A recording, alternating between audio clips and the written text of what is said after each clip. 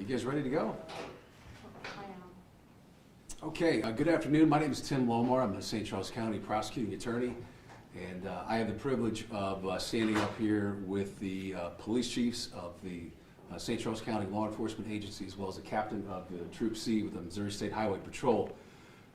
We are here to give a little more background on some recent efforts that have been undertaken in our community to address what's become an epidemic here in St. Charles County. When typically in law enforcement situations, when you're talking about a law enforcement initiative that is still in progress, the hesitancy is to not speak to it so as not to give away the strategy behind it or to reveal too much. Collectively, we felt that this situation was unique in the sense that we want to communicate the ongoing efforts that all of the folks who represent the departments up here have been undertaking the last several weeks. As many of you know by now, mostly since the onset of the pandemic, nearly a year ago, vehicle thefts, which we refer to in legal terms as tampering with the motor vehicle, have been on the uptick. And these guys in their departments have been very much engaged in combating those efforts. In recent months, as the cold weather has set in, we've seen a significant spike in the incidences of motor vehicle thefts.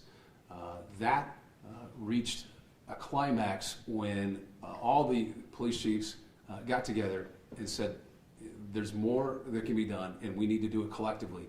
The best way that we can attack this problem is to combine efforts and unite our forces. And that is what resulted in the auto theft task force that was recently developed. The task force, without getting into a lot of details, is comprised of individuals from all the departments that are represented behind me. I'm not going to be able to get into any details about the operations and the tactical procedures that are in place, but I will tell you that this effort, which has been in place now for about 2 weeks, has had, in my opinion, a major impact and has been a major success.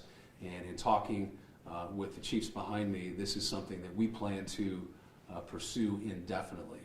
A couple things I want to point out to you. Vehicle thefts, we don't feel like those are things that will happen here in St. Charles County. This is a place where many people chose to live because of its safe neighborhoods and safe communities and low crime rate. And while we still certainly have that, I think because of people's reasons for moving here, it causes us to sort of let our guard down and certainly not to blame anyone for allowing their car to be stolen, but there are certain precautions which will refer to here soon that the public can undertake. But the bottom line is we have become a target. When I say we, I mean the community, not just St. Charles County. I'm here to speak about St. Charles County, but all the metropolitan area has become a target of individuals who choose to steal cars. Just a couple statistics I'd like to share with you to demonstrate the success of the program so far. Again, this has been approximately 2 weeks in the works. 26 individuals have been arrested. 14 individuals have been charged. Those charges consisted primarily of tampering with the motor vehicle and resisting arrest.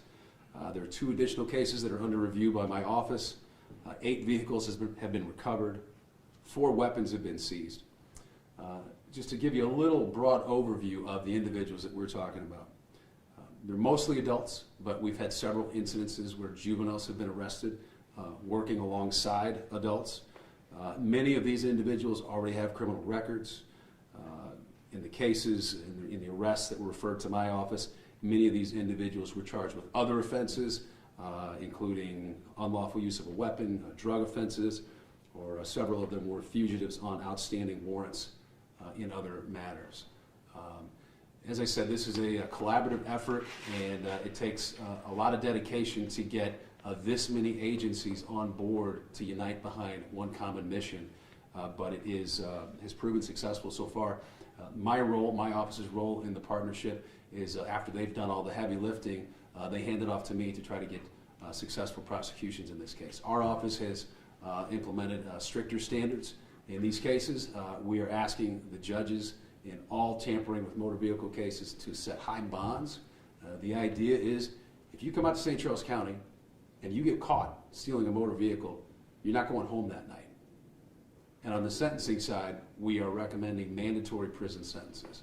So collectively, between the law enforcement agencies behind me and my office, we want to communicate to our community that we are very aware and very engaged in what has become the primary public safety issue here in St. Charles County, and we are doing our part to communicate to those people who want to come into this county and commit these crimes.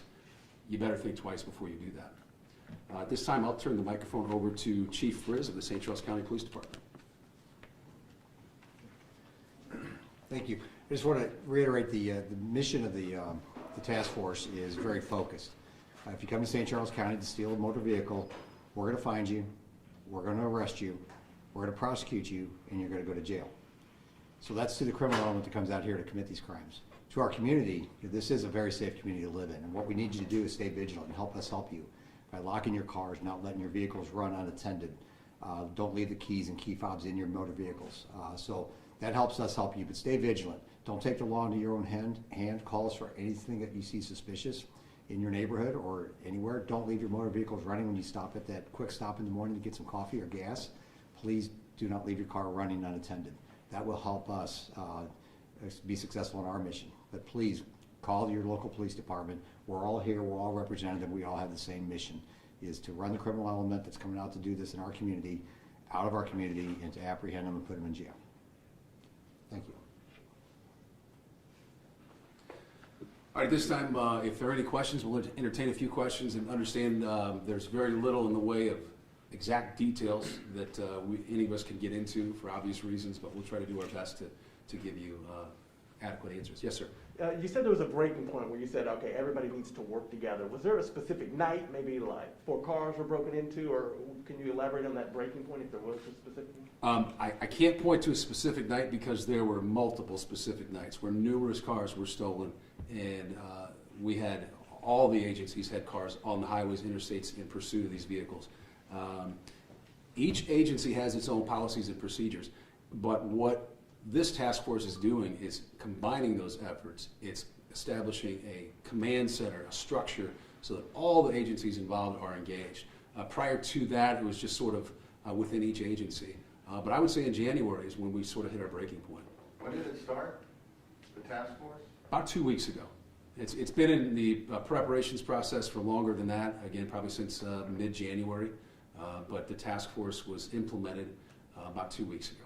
How many car thefts have you had since the task force? How many prior to and how many now? Are you having any impact? You said 26 arrests. How many have gotten away with it? Yeah, I wish I had better statistics. One of the difficulties of this crime is that oftentimes the victim of the crime doesn't even know they're a victim until several minutes, if not longer, than when the car is stolen. So by the time law enforcement is notified, the thieves will get on the interstate and they'll be back to where they came from. And that results in sometimes in dangerous situations, high-speed chases, high-speed pursuits, defensive tactical efforts to try to intercept these vehicles. But there's a certain point at which the safety of the community needs to outweigh the benefit of apprehending the bad guys. So I don't have exact statistics to show you historically. But, do you know how many? You mentioned 26 arrests, and you called it an epidemic. How many crimes? How often does this happen? How many were you looking at? In the weeks leading up to the implementation of the task force, again, without specific numbers, I can tell you an educated guess is we're talking about at least 5 or 6 an evening across the county overnight, mostly in the early morning hours, say maybe 2 a.m. to about 6 or 7 a.m. And again, once the cold weather set in and people began to warm their cars up, we saw a significant uptick. Does it look like it's an organized effort, like a ring, theft ring that's driving a lot of these thefts, or more individuals? I think it's a combination. The intelligence that these agencies have gathered is that there are multiple smaller rings. It's an organized effort. And in some cases, it's not. It's just young people being stupid. But there's definitely some sort of organization behind it. And is there any indication from the arrests that have been made so far about, what these thieves are doing with the cars afterwards? Are they stealing them to sell them? Are they doing joyrides? We have intelligence that says that there's a financial gain to these thieves when they get these cars back to where they're taking them. That's not the case in every situation, but that's the primary driving factor. So what would that be? Do they like rent to somebody or sell it to, someone gives them money to pass Right. it on? We call them chop shops. There's several chop shops in the region, in St. Louis City, St. Louis County, and these have been known to be places that will do business with these thieves. And they'll strip the cars? They'll strip the cars. They'll take what's valuable from it. They have prices for each type of vehicle. So when a thief steals a vehicle, it's a pretty good idea what he might get financially if he can get across the river to the chop shop. And will the task force be looking at that side of it too, the side of, people that are buying these cars?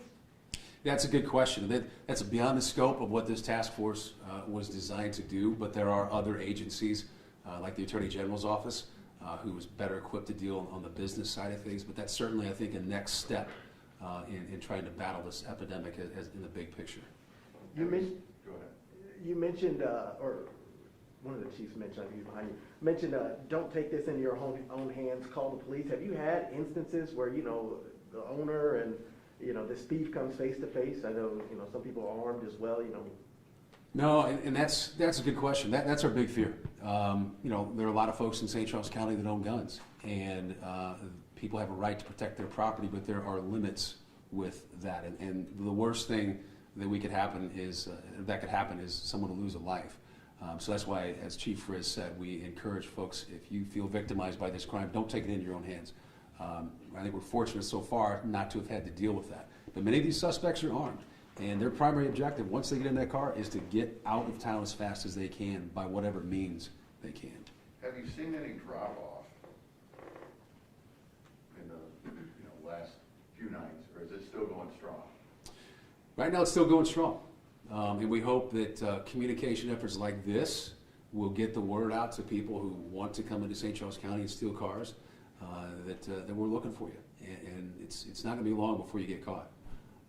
So I think, again, this task force is in its infancy stages. It plans to continue indefinitely until we feel like the issue's been tackled and solved as best we can do it. And has there been one particular night? I know from what we were hearing yesterday, that overnight going into yesterday was very busy out there across the Blanchette Bridge. I know we were on a pursuit that ended in St. Louis City that started near Fort Zumwalt, one of the schools.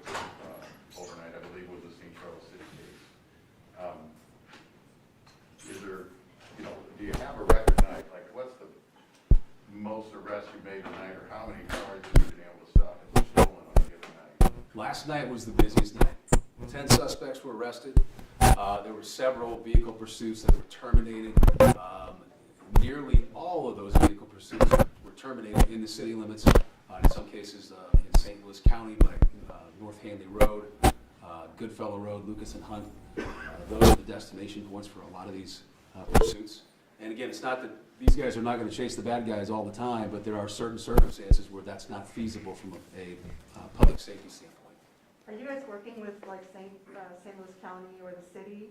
Are you guys working with them in conjunction with trying to find out, like trying to work to either bring down the chop shops or find the cars or? There's been a lot of communication and intelligence sharing with the agencies just across the river on the St. Louis County side. I can't speak to the specifics. I prefer not to speak to those specifics, but let's just say as much as this is a cooperative effort with our county agencies, they're also engaged with several agencies on the other side of the river. So they realize that all these cars are coming over? Everybody knows. How many of those 26 have been released? Well, several of them are juvenile, and that presents a difficult problem there. In certain circumstances, suspects that were arrested were passengers in the car. And so at the time of the arrest, we weren't entirely sure what the situation was, what the age of the victim was, who the driver may have been. But of those 26, 14 have been charged and held in custody, so that would leave 12. Do you think they're still in for 14? Or, I mean, Some have posted bond, some have been released, juveniles have been released to their parents, others are in custody still. The majority are in custody still. Is this issue also linked with theft of guns that are in vehicles? Do you think that that's one of the things they're targeting? Have guns that have been stolen in this type of thing come up in other crimes you've seen? Or is it just a bonus when you get the car? I think our intelligence is that the car is the primary target, and whatever's in there is a bonus, and a weapon is a big bonus, which again, to reiterate what Chief Frizz said, that's why it's so important for people to remove their handguns from their vehicles when they're not operating. Have you noticed valuables, guns, but also technologies, phone, things like that, also making one car more appealing than another, so to speak? In terms of items stolen, I mean, anything that has any value whatsoever is fair game. I mean, they'll take whatever they can get, whatever they can grab.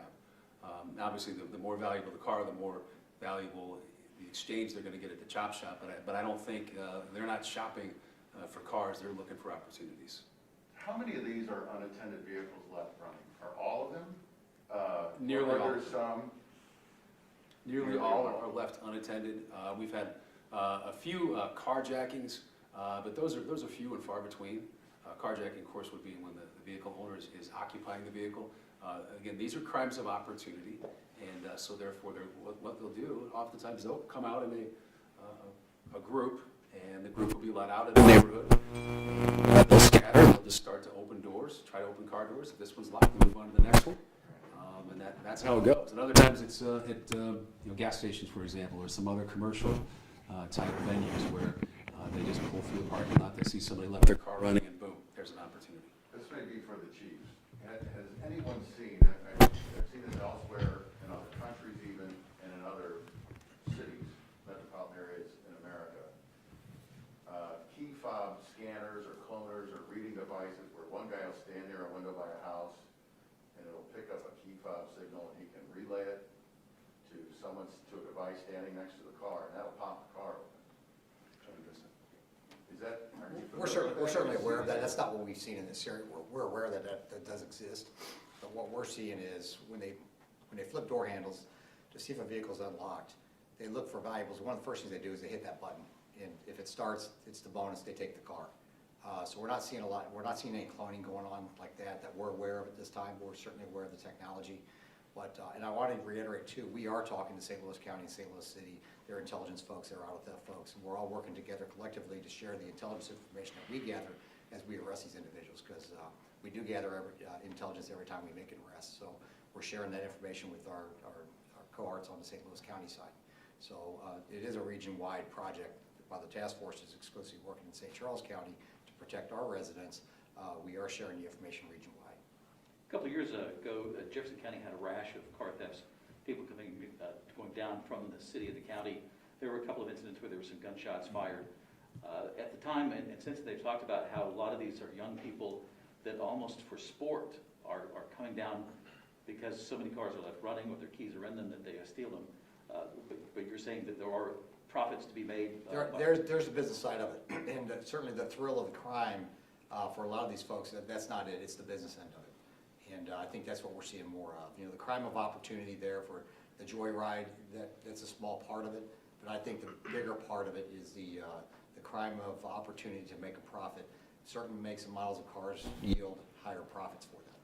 So that we are also working that business end through the intelligence folks and the analysts that work with us on this. Somebody's got to have the money to buy those cars. Absolutely, there's the business end of this, for sure. Have you guys recovered have any cars been recovered that have like low jacks or GPS systems on them or anything like that? We've had a couple cases where we've been able to track the car through the in-car onboard system and they successfully locate them before they've been sold off, abandoned in the city or St. Louis County. So we've had some recoveries like that. So Do not any only, makes or models stick out? it's really all over. It's everything from an American-made car to the foreign-made cars. It's all over. We're seeing just a little bit of everything because they see the opportunity to take a running vehicle that's unoccupied. It's fast, and once they see it, they pull up on it. These individuals are coming out to our county riding 4 deep, 5 deep in a car, and they're definitely shopping for cars. And so they hit a neighborhood, and then they jump in the neighborhood, start flipping door handles, or find a car that's running unoccupied. So that's what we're targeting. This task force is specifically targeting those type of people. Late at night or in the morning when people are likely to be warming up cars when it's cold? We're through the night into the early morning hours. And I think as everybody's welcome, the warmer weather, do you guys expect a downtick, with less people warming up cars, and also does that change your tactics? We hope so. Yeah, we'll adjust our tactics as the criminal element adjusts their tactics, so, because we're going to be doing this for the foreseeable future. But what I'll tell you is, if our residents help us help them, we can help mitigate the crime. But in the meantime, we're certainly well aware we're going to protect our community. So it's kind of a two-way street. Law enforcement's well aware, and you can see we're collectively doing this. But we certainly want our community to pull together and look out for your neighbors and look out for yourself.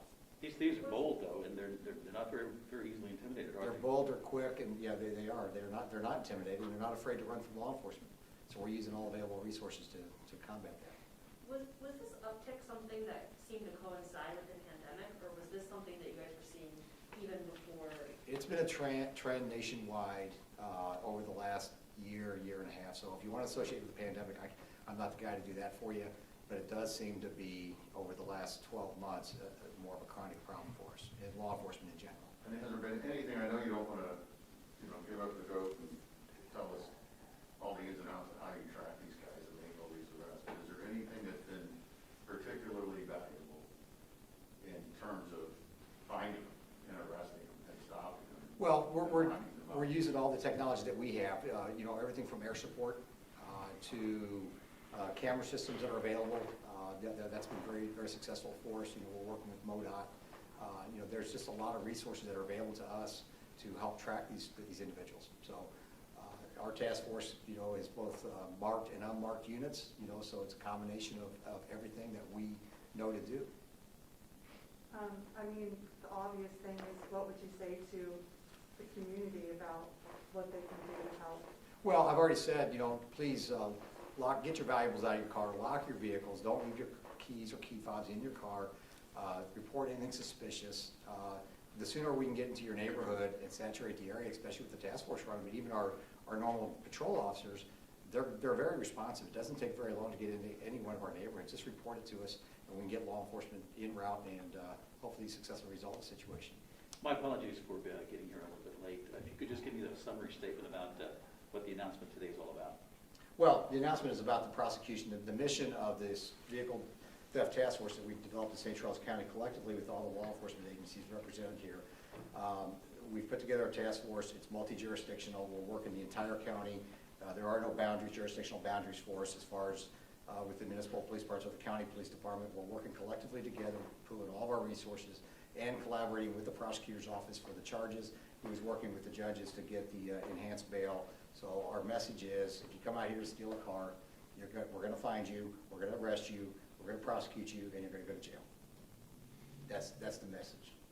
Mr. Lomar, there's kind of a trend in law enforcement to release criminals, no cash bail. They just passed a law enforcement law in Illinois, no cash bail. There's kind of a trend of judges releasing people. Are the judges on board on this to make sure that these criminals stay locked up? Well, some are, some are not. I can tell you that while tampering with a motor vehicle is a relatively low-level felony offense, the reason it's such a danger to the community is because it almost always results in somebody traveling out of the county at a high rate of speed. A police pursuit puts the public in jeopardy, often drugs and other weapons involved. So it is a serious public health crisis. And so when we're asking these individuals to be held on high bonds, we're able to make a compelling case as to why they should be, because they're a danger to the community. And that's one of the reasons a judge can keep somebody locked up pending trial. All right, this time I'm going to wrap it up. Thank you so much for the questions. Could I just run Appreciate back you those guys. numbers real quick, just making sure I had them accurate? 26 people arrested, some of them juveniles, 14 people charged, 2 cases under review, 8 vehicles recovered, and 4 weapons recovered? Look, I can cross-reference that with you afterwards. We'll catch up afterwards. All right, thanks again. Thank you.